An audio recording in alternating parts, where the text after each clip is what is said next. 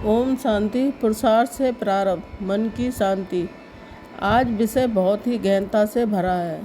हमें सबसे पहले तो ये जानना होगा कि आखिर मन विचलित क्यों है। ये जानने के बाद फिर हम उसे शांत कर सकते हैं। तो आइए पहले जानें कि मन विचलित क्यों है। प्रायः देखने में आता है कि संसार के लोग जिस किसी से दुख पाते हैं, जिसने अनुचित व्यवहार किया होता है, उसी तरफ बार बार ध्यान देते हैं, उनसे बदला लेने की सोचते हैं।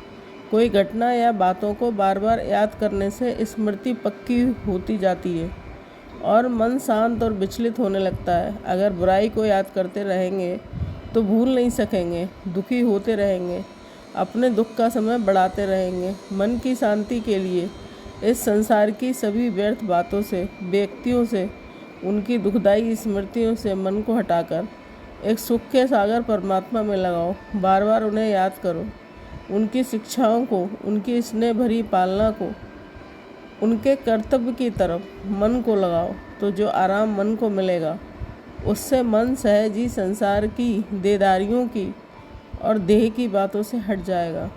परमात्मा की ही याद सब पुराने दुखदायी संस्कार भुलाने में मदद करेगी।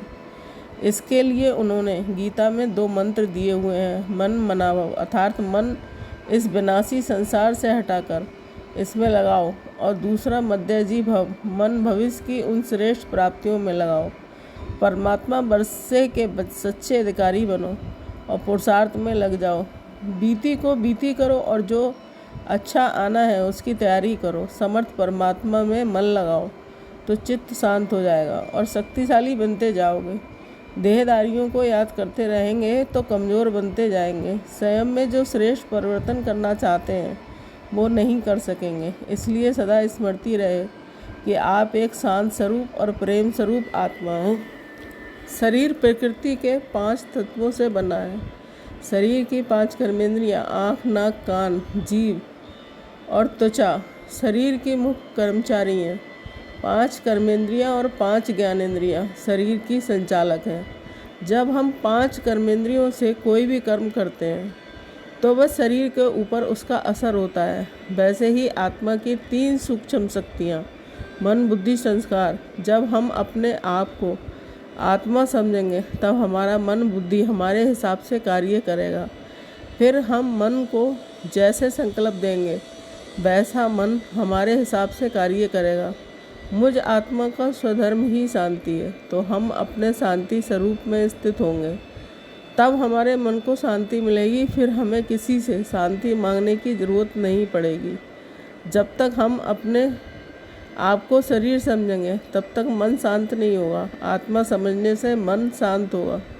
उदाहरण, एक माँ डॉक्टर है।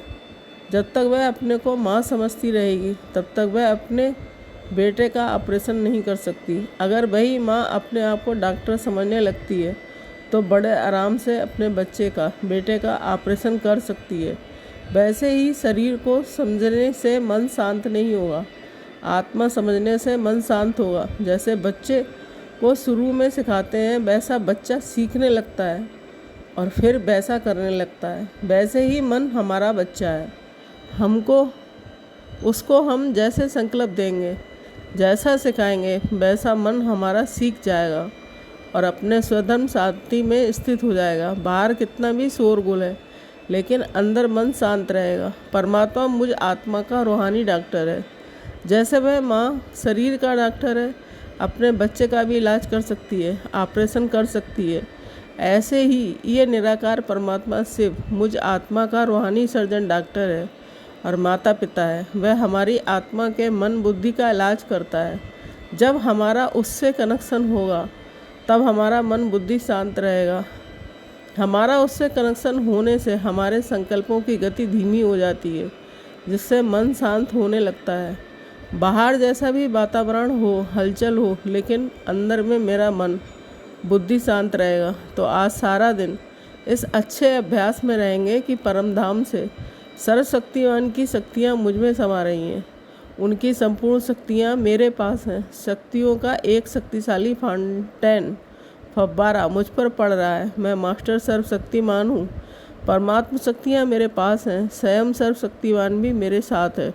ओम शांति।